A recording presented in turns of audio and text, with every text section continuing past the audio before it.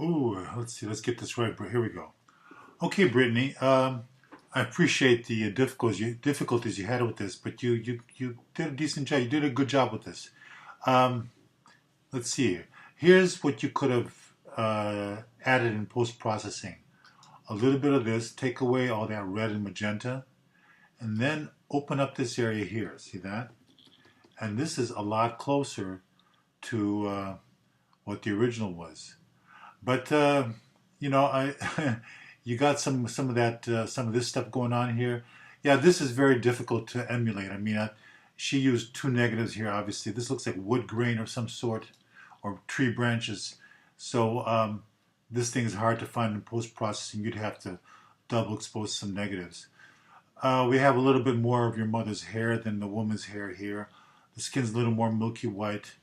Um, but all in all, you made a valiant try. It's pretty good. So here's your original. Okay, a little too red and magenta. And then here is where you might have gone. Okay, so I think, yeah, the strongest part of your summary was your account of the historical photographers, how they stood out individually. Um, the idea of the question of how they influenced contemporary photography is kind of given as a prime example in how you said that Lewis Hines, how did you put it, made the show. Oh, I gotta read this again. I'm sorry. Duh, duh, duh. I pushed the envelope. He pushed. Oh, deal breaker. Yeah, there you go. He pushed for that shot that's the deal breaker, and that's how photojournalists behave today.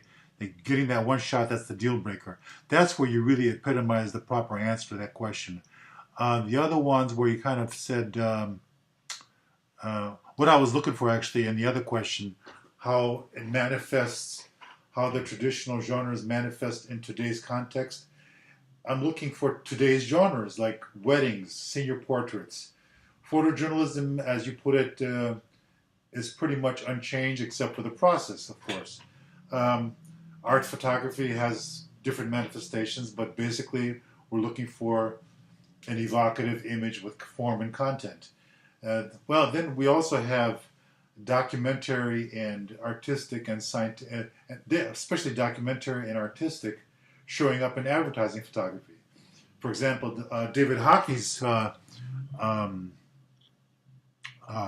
images. Well, that doesn't get historical. Um, you could compare the cubism. We're getting out of photography, but for example, cubism shows up in David Hockney's work, which is fine art, which shows up in certain ads. For example, ads that depict Alzheimer's disease.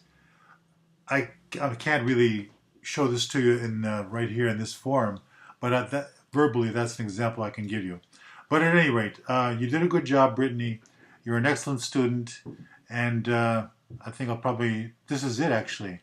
It was a pleasure having you as a student. It was a pleasure reading your work, and maybe we'll meet up again in another course. Take care and good luck.